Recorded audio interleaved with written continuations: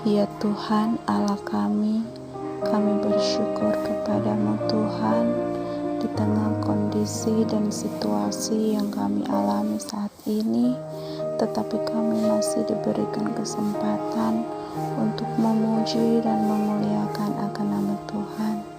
Saat ini Tuhan, kami akan belajar bersama tentang firman Tuhan. Tolong kami Tuhan, buka hati kami, supaya firman-Mu ini boleh menjadi pelita di dalam kehidupan kami. Berkati ibadah kami ini Tuhan, supaya boleh jadi hanya di dalam nama Allah Bapa, Anak, dan Roh Kudus. Amin.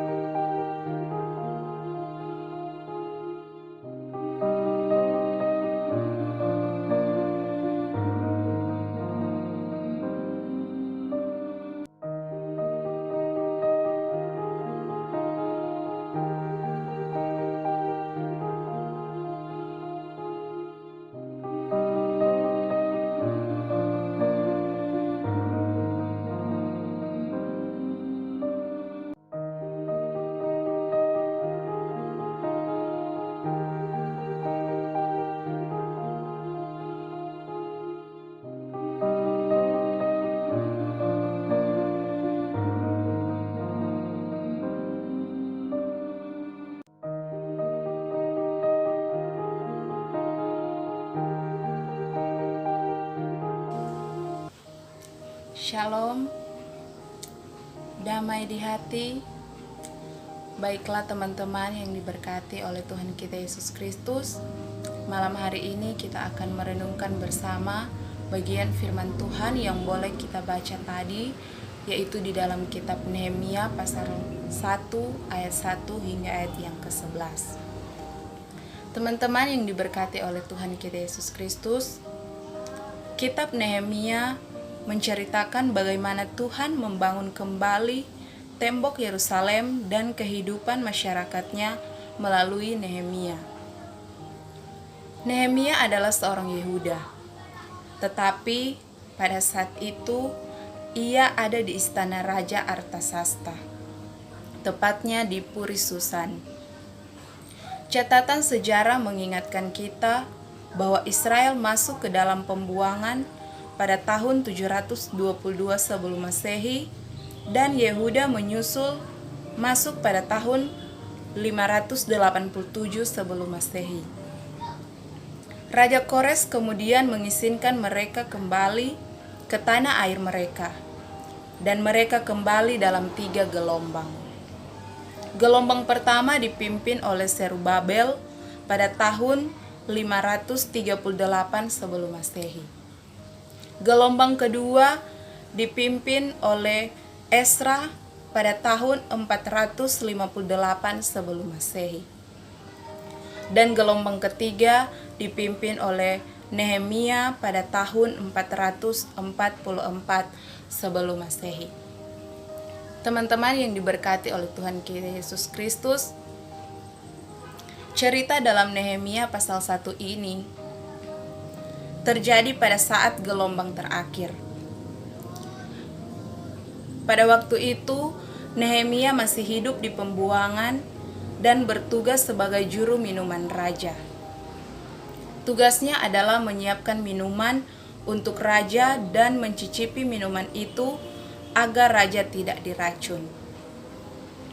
Dari Puri Susan, Nehemia memikirkan orang-orang Yahudi yang terluput.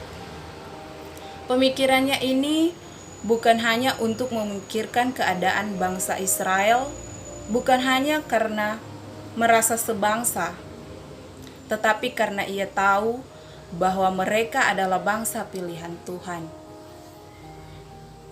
Ia menanyakan kabar orang-orang yang terluput, tetapi ia harus merelakan telinganya mendengar kabar sedih dari Hanani dan beberapa orang dari Yehuda bahwa mereka yang terhindar dari penawanan ada dalam kesukaran besar dan dalam keadaan tercela.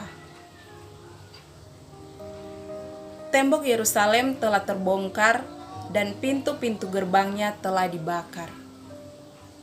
Mendengar hal ini, Nehemia duduk menangis dan berkabung selama beberapa hari.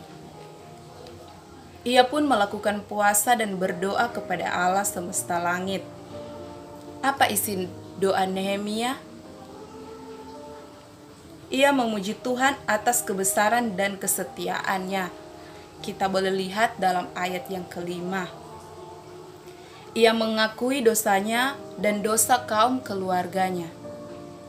Di dalam ayat yang ke-6 hingga ayat yang ke-7. Serta permohonan kiranya Tuhan mendengar doanya di dalam ayat yang ke-11. Nah, teman-teman yang diberkati oleh Tuhan kita Yesus Kristus, Nehemia mempunyai beban yang besar terhadap bangsa Israel.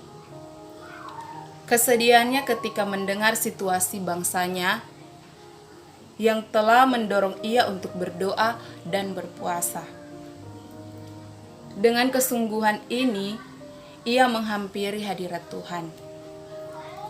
Dalam doanya Nehemia berkata, "Berilah telingamu dan bukalah matamu dan dengarkanlah doa hambamu yang sekarang kupanjatkan ke hadiratmu siang dan malam bagi orang Israel, hamba-hambamu ini." Kata-kata ini menunjukkan kesungguhan hati Nehemia dalam berdoa. Selain kesungguhan hati, ia pun berdoa dengan kerendahan hatinya. Nehemia meminta Allah membuka telinga untuk doanya, namun ia pun mengakui dosanya dan kaum keluarganya. Teman-teman yang diberkati oleh Tuhan kita Yesus Kristus, berdoa dan berpuasa sesungguhnya menandakan ketidakmampuan diri sendiri untuk melakukan sesuatu. Nehemia pun tahu bahwa ia tidak mampu sendiri untuk menolong saudara-saudaranya. Itu sebabnya ia datang kepada Tuhan, memohon belas kasihan Tuhan atas bangsanya. Sebagai orang percaya, berdoa adalah tugas paling dasar bagi kita.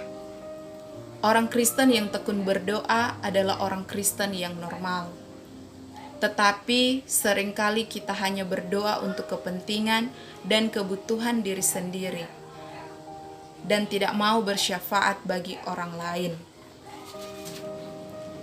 Esensi dari doa dan puasa adalah relasi yang penuh kehangatan dengan Allah.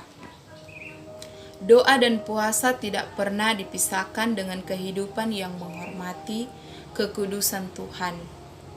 Ketika kita memiliki doa dan puasa yang rutin, namun kita hidup dalam berbagai-bagai dosa, maka sebenarnya kita telah kehilangan esensi dari doa dan puasa itu.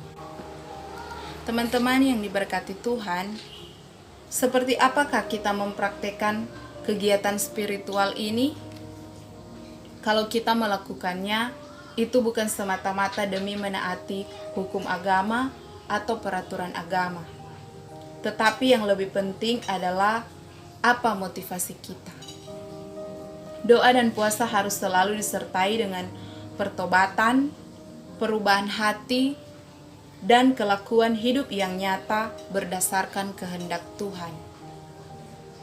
Doa dan puasa harus dibarengi dengan penyerahan hati, pikiran, dan kehendak kita kepada Tuhan.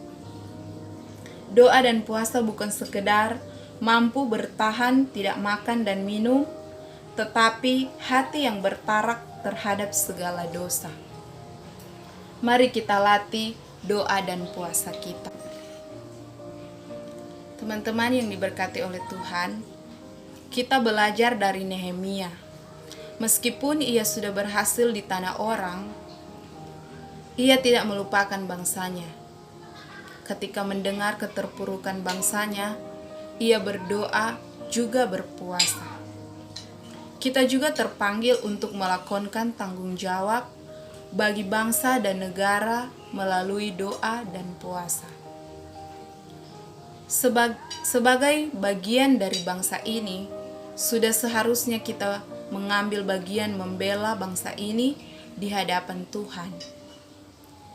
Kita perlu menjadi pelopor dalam rangka mendoakan bangsa kita, karena dengan berdoa dan berpuasa, kita hendak menunjukkan bahwa sebagai umat Tuhan, kita sepenuhnya membutuhkan Tuhan dan berserah penuh kepadanya. Teman-teman yang diberkati oleh Tuhan kita Yesus Kristus, ada satu contoh yang bisa memotivasi kita. Pada tahun 1815, Kerajaan Inggris menyatakan perang terhadap Amerika Serikat. Sebagai tanggapan atas keadaan darurat tersebut, maka Presiden keempat Amerika Serikat saat itu menghendaki diadakannya suatu hari nasional yang merendahkan diri, berpuasa dan berdoa, yaitu pada tanggal 12 Januari 1815. Karena ditetapkannya hari nasional untuk berpuasa dan berdoa ini, maka terjadilah penggenapan nyata dari janji Tuhan yang tercatat di dalam 2 Tawarik 7 ayat 14 yang berbunyi, dengan umatku yang atas namaku disebut, merendahkan diri, berdoa dan mencari wajahku, lalu berbalik dari jalan-jalannya yang jahat, maka aku akan mendengar dari sorga dan mengampuni dosa mereka, serta memulihkan negeri mereka. Sejarah mencatat bahwa akhirnya Amerika Serikat memenangkan peperangan tersebut terhadap kerajaan Inggris, yang kemudian memaksa Inggris menandatangani perjanjian perdamaian. Dan sebagaimana kita tahu, negara Amerika Serikat masih menjadi salah satu negara superpower di dunia sampai saat ini, di mana para pendiri negara tersebut membangun negaranya dengan doa dan puasa. Ini hanyalah salah satu contoh dari manfaat doa dan puasa. Maukah kita terus-menerus melakukan bagian kita sebagai bagian dari bangsa ini melalui doa dan puasa? Mari bersatu dalam doa dan puasa untuk bangsa ini. Kita tentu masih mengingat ketika daerah kita Sulawesi Utara diumumkan sebagai salah satu daerah terinfeksi COVID-19. Gubernur Oli Dodo Kambe menyerukan untuk doa bersama semua masyarakat dimulai pada tanggal 17 Maret 2020 jam 12 WITA.